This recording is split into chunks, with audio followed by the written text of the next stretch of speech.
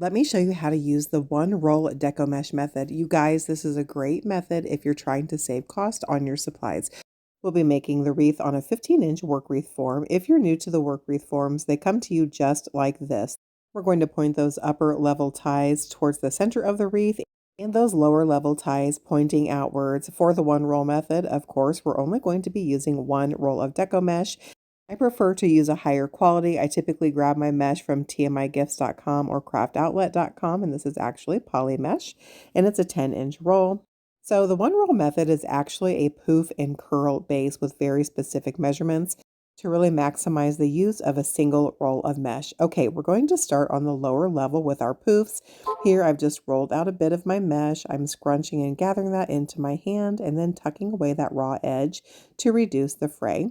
We'll come to any set of lower level ties on our base, tuck that tail all the way down to the base of those ties and give them a couple of tight twists. So we've just anchored that mesh down and now we can start on our poofs. I'm grabbing a standard 12-inch ruler, and for that lower level, we're going to be making 10-inch poofs. So I've measured out to 10 inches, and guys, not looking for perfection. Give that a pinch.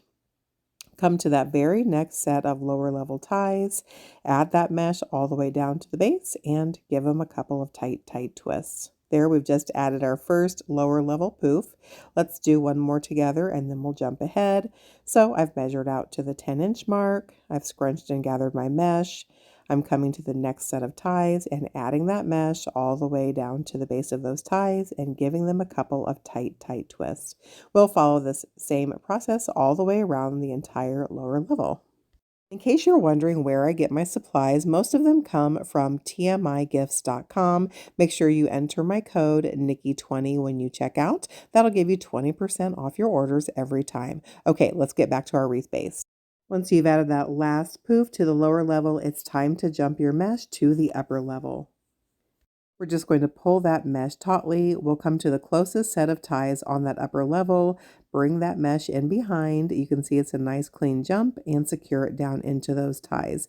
Now we can continue adding our poofs. For the upper level, those poofs will be 8 inches instead of 10, and you're going to follow the same process that we did on the lower level. So we're just going to add those 8-inch poofs all the way around our upper level, and then we'll cut away the remainder of our deco mesh roll. Now that we've got all of our upper level poofs added in, let's go ahead and cut away the remainder of the roll. Use your hand as a guard to make sure you don't accidentally cut your poofs. So this is what our wreath base is looking like right now. We've got all of our poofs added in. Let's set our wreath off to the side and then we're going to cut the remainder of our roll.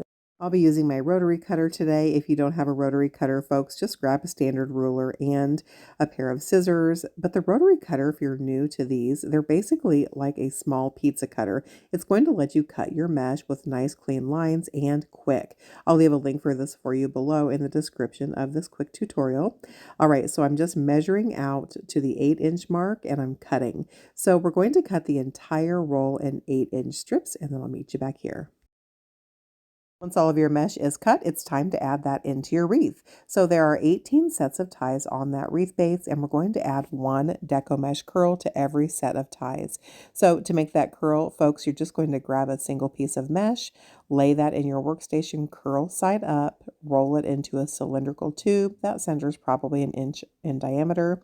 And then we're going to come to any set of ties on the wreath base and add your curl to those ties. Make sure that that is seam side down and give those ties a couple of tight twists. Okay, let's add one curl to every set of ties and then we'll take a look at it.